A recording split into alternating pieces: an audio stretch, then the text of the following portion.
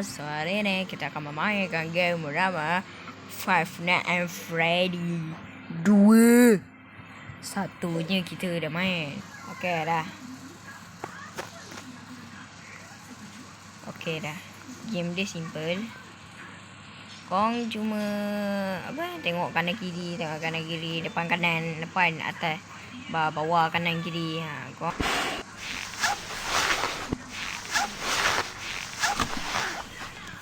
game dia simple, geng. Cuma loading duk. Weh, dia mangga. Otak. Naik 1.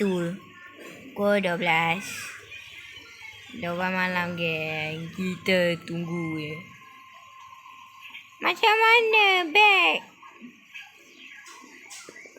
Keluar dah. Tak pun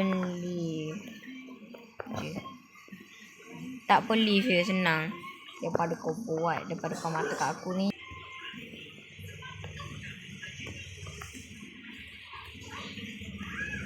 Aku tak bosan ni.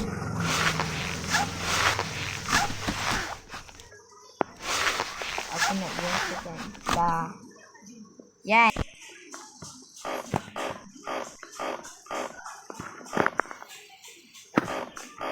Lamanya budak ni.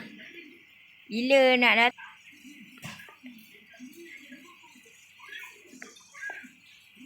Woi, kom 2 gerak ah. Aduh. Ciko dengan Bono. Okey, Bono kat mana? Bono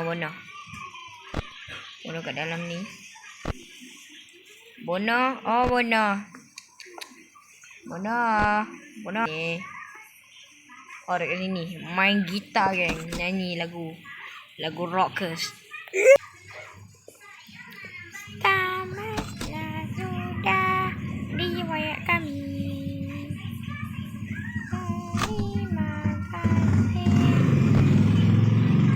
Waduh. Coko hilang. Coko. Alamak.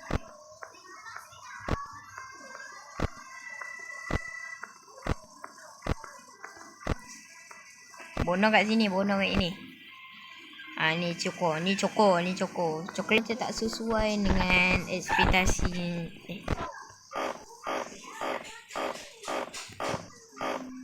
Coko kat mana? Coko. Dekat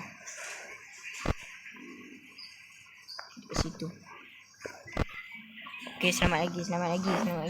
Sempat. Ni sempat, geng. Sempat.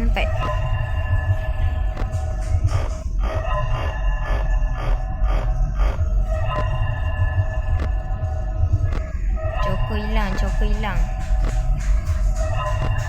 Coklat hilang.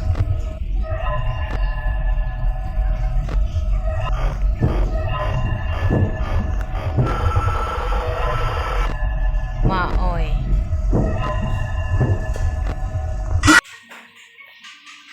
Hah? Kalah? Why? Kenapa kalah? Why, man? Otak.